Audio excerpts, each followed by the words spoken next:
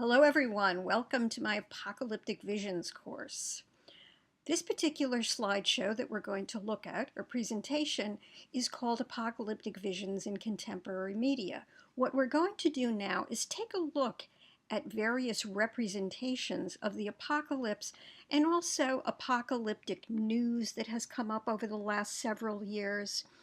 Our culture is inundated with the idea of apocalypse, global warming, things that sort of suggest that perhaps we're heading toward an apocalypse.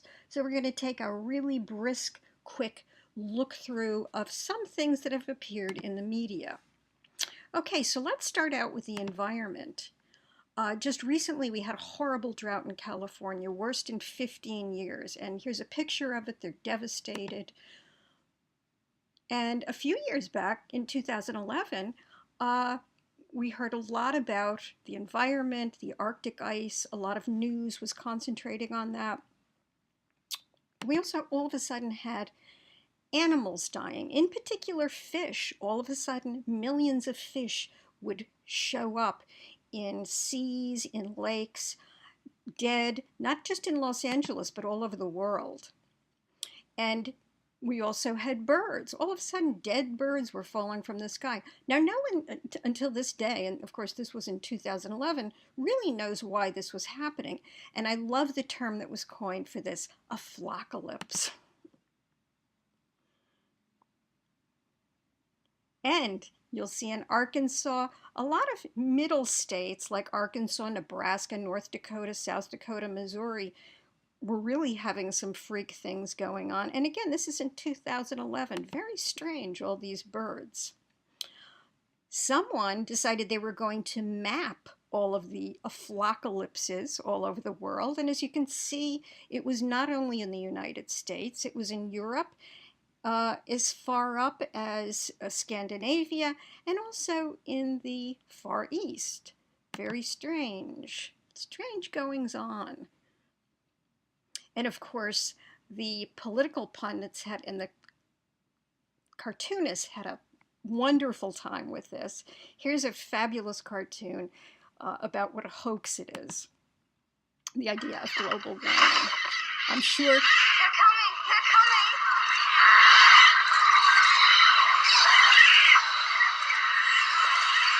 coming! Remember the birds? I guess it's coming true. Just like Alfred Hitchcock predicted in his story, The Birds. And here we have bats. Now this is in 2014. All of a sudden, there are all these bats falling out of the sky in Australia, so much so that people are walking over dead, rotting corpses all the time. It's also started going further north into areas of, to Pacific, the Pacific, South Pacific. Very strange. Let's take a look at what's going on in nature. We have in 2011, 2012, and even last year, all of a sudden, all these giant-sized, monster-sized tornadoes that are 3 to 5 miles in width are tearing through states like Missouri, Louisiana, and storms on the East Coast. This is in North Carolina, Nags Head. This is a couple sitting on the steps of their former cottage in Nags Head, North Carolina. That's in 2011. Tornado, Joplin, Missouri. You can see that the landscape that's left in this image is apocalyptic. It almost looks, resembles something like a nuclear bomb. It's terrifying to think that that would have happened to someone. And don't forget Hurricane Sandy, of course, which many of you were probably affected by. This was totally flooded out, and it was truly a disaster. Earth, this is from 2013. All of a sudden, the Earth is hotter today than it has been for the last 11,000 years. Kind of scary. And of course, it raises the issue of global warming. Is there global warming, or does it really not exist? And what exactly does global warming mean for us? And you can't forget this winter, January, the polar vortex. We heard it all over the place. And if you look at this map, this is from January 5th, you'll notice that way up in the north central area of the country, we had record high temperatures that actually, some of them in North Dakota, Montana, went up to minus 47 and minus 55 degrees. And actually, at that time, Alaska was pretty warm compared to the continental United States. This is from January 6th, and you'll notice not too far away from us, Bridgeport is about 60 miles northeast of Ramapo College, minus 40 degrees, and in Connecticut, about 100 miles away, Massachusetts, Pittsfield, Massachusetts, minus 42 degrees. When you go out in weather like that, within 3 minutes, you can get frostbite of your hands and your face. Pretty unusual. And this is New York, right after New Year's. One morning, someone took a picture, and it really does resemble an apocalyptic landscape. That was during the polar vortex. And still we see cartoons. And again, political pundits talking about global warming. Is it a hoax or is it not a hoax?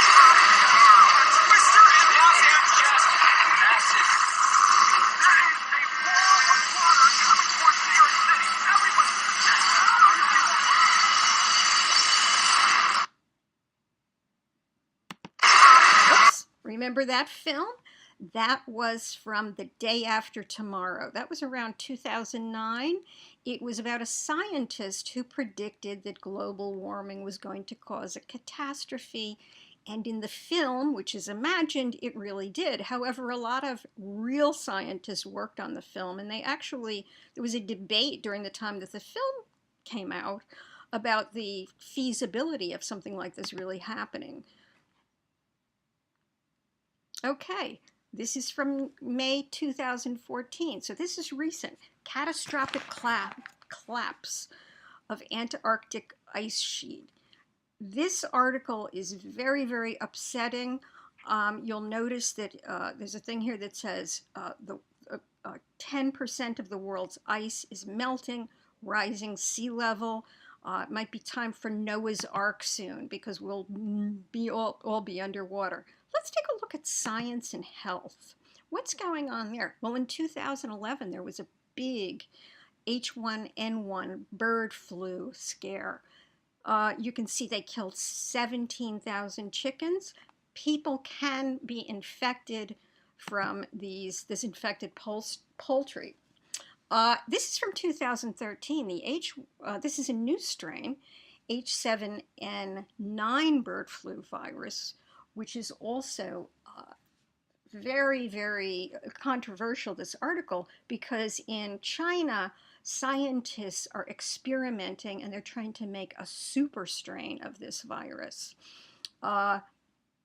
If anyone got a hold of it, and obviously there's an issue, an ethical issue about bioterrorism and the prospect of making of actually creating a virus that could wipe out a great many people if it were in the wrong hands.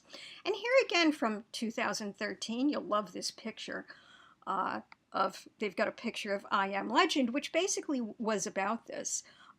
This is, again, scientists wanting to play around with super flu viruses, allegedly so they could create an antidote or a cure should something like that ever happen in the case of, a bioterror attack. But again, in the wrong hands, something horrible could happen.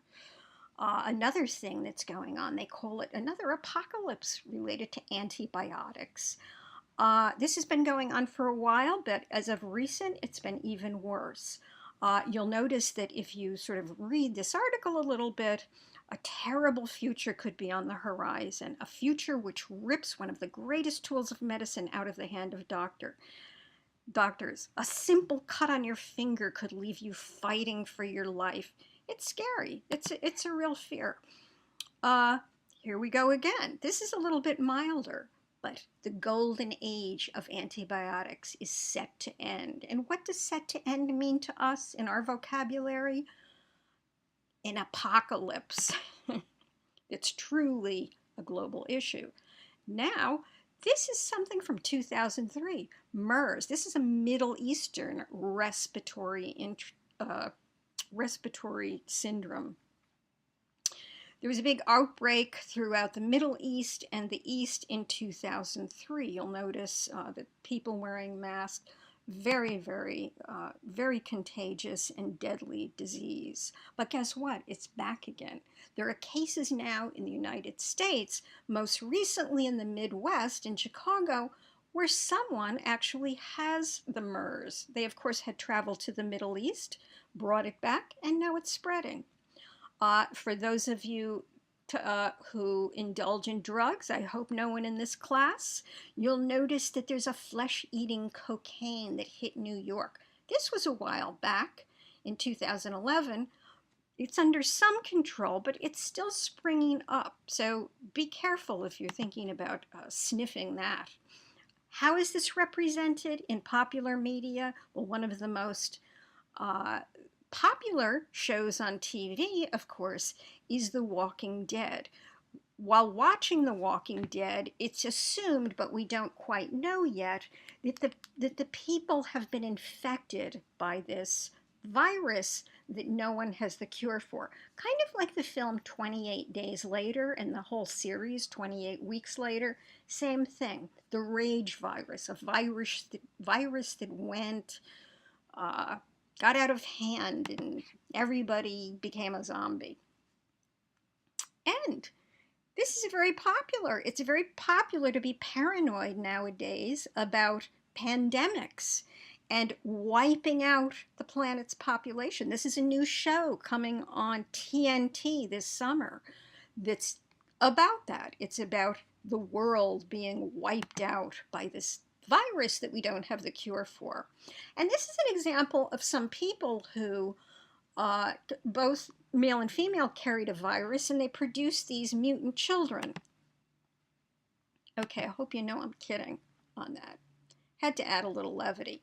The Black Death is back. This was just in September.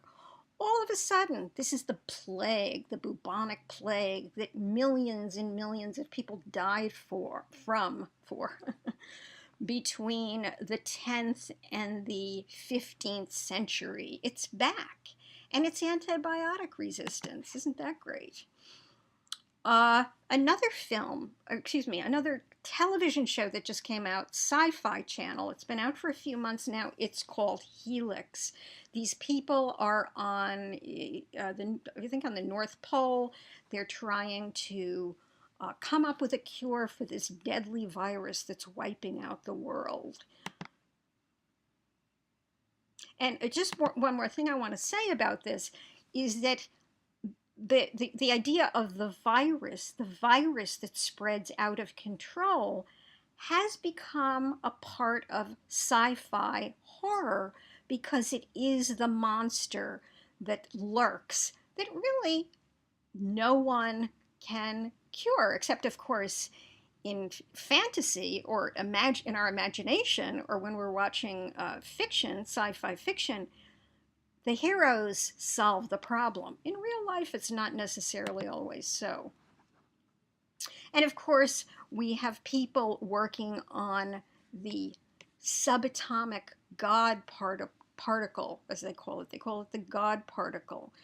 They can actually recreate the Big Bang Theory, which of course elevates man to the role of God, because they can do the same as what God purportedly did, which is sort of suggestive of kind of man seeing himself as God and dystopian society. It's very interesting.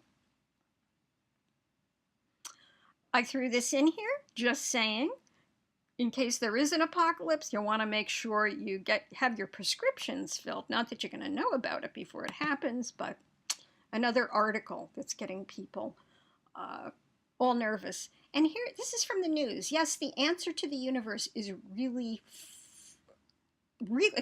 the answer to the universe really is 42. So class, what does that mean? Let's discuss it, okay?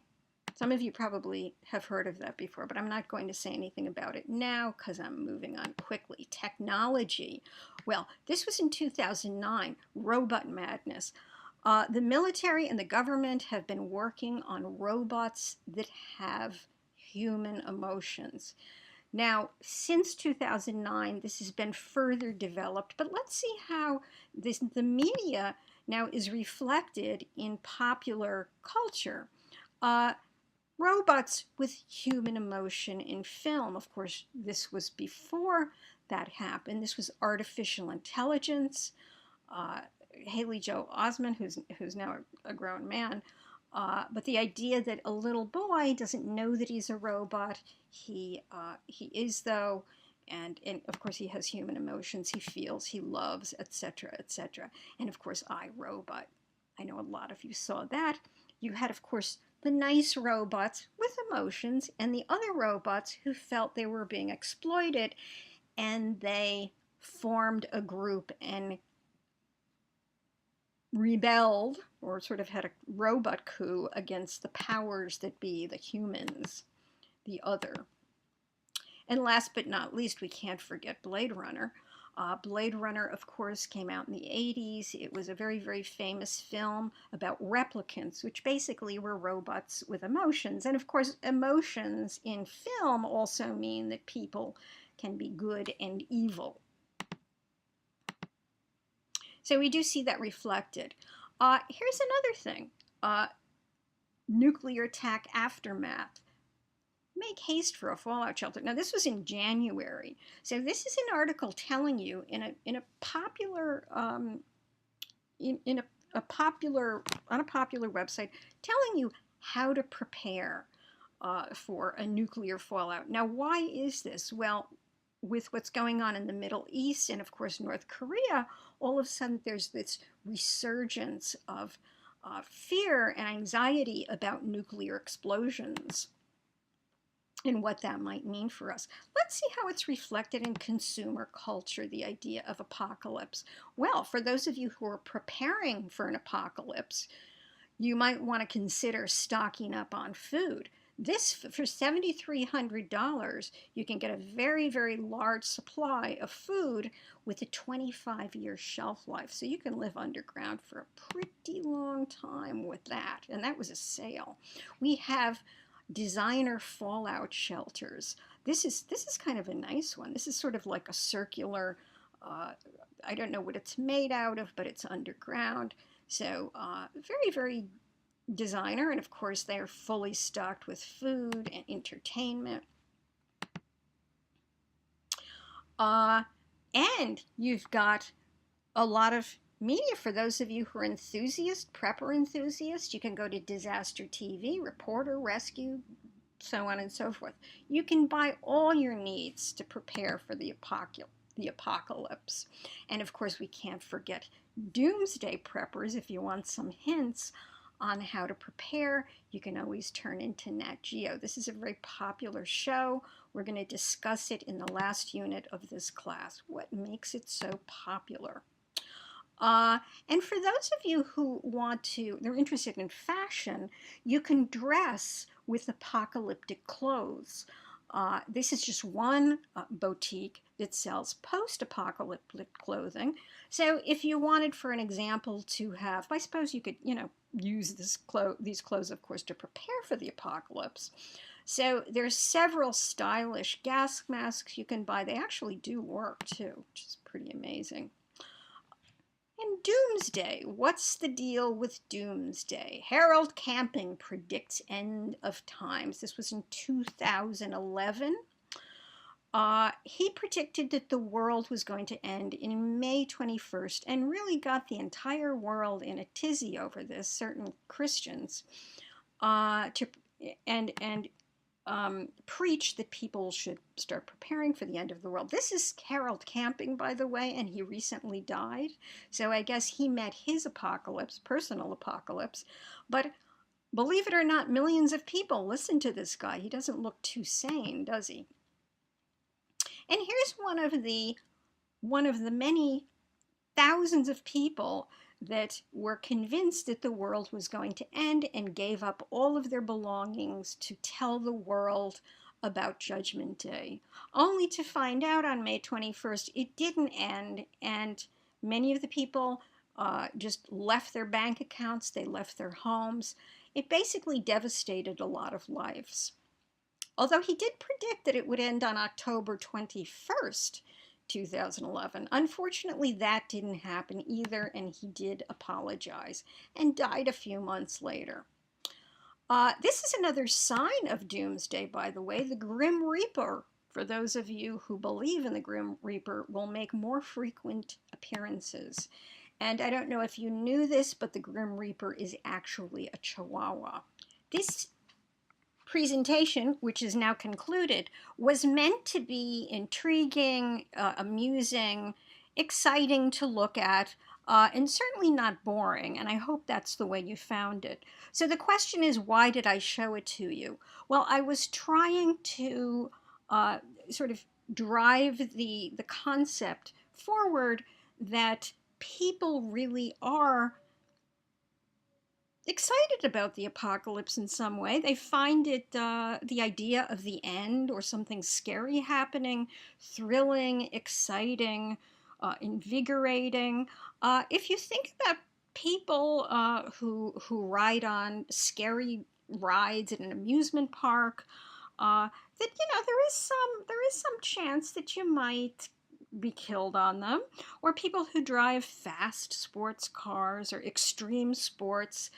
There is some fascination with uh, with humans, in some humans, I should say, who like to feel fear, sort of that idea that you're close to the edge of the end, a personal apocalypse. Uh, but you kind of know that it's not really going to happen. So it's kind of amusing to imagine an apocalypse, but if it's real, then it's not so much fun. So in any case, move on to the next slide where we kind of look at the other side of the coin regarding apocalypse, the origins of it.